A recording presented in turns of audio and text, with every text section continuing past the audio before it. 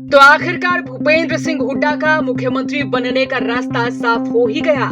जी हां, लोकसभा चुनाव की शुरुआत से ही ये माना जा रहा था कि भूपेंद्र हुड्डा सीएम बनने के रास्ते के सारे कांटे निकालने में लगे हुए हैं। उस समय किरण चौधरी की बेटी श्रुति चौधरी की टिकट काटकर किरण चौधरी को भिवानी महेंद्रगढ़ लोकसभा सीट से चुनाव लड़ने की पेशकश की गई, तो वहीं कुमारी शैलजा को सिरसा से चुनावी मैदान में उतारा गया। उस समय माना जा रहा था कि अगर कुमारी शैलजा हारती हैं तो भूपेंद्र हुड्डा का पलड़ा भारी दिखेगा।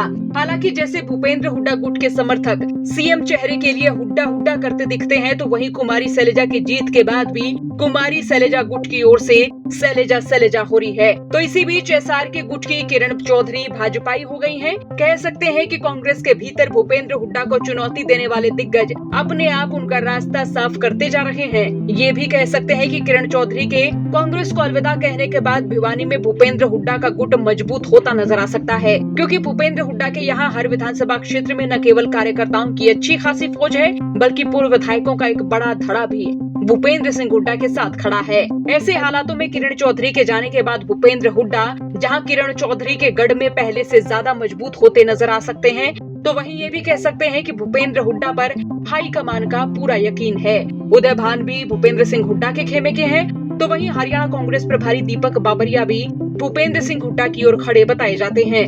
अब किरण चौधरी के भाजपाई होने के बाद ये कहा जा रहा है कि किरण चौधरी को बीजेपी राज्यसभा भेज सकती है और इनकी बेटी श्रुति चौधरी को विधानसभा चुनाव में टिकट दी जा सकती है।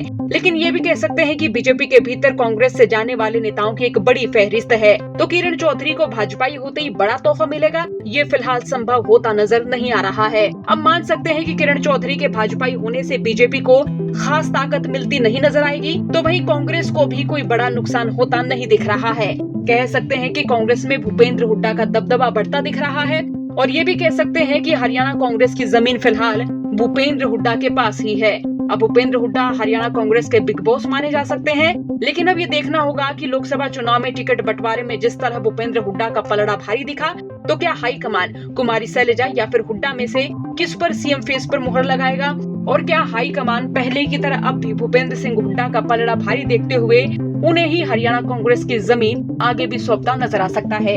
आपका क्या सोचना है, राय रखिए। साथ ही चौगरदा की खबरों के लिए बने रहिए हरियाणा तक के साथ। ब्यूरो रिपोर्ट, हरियाणा तक।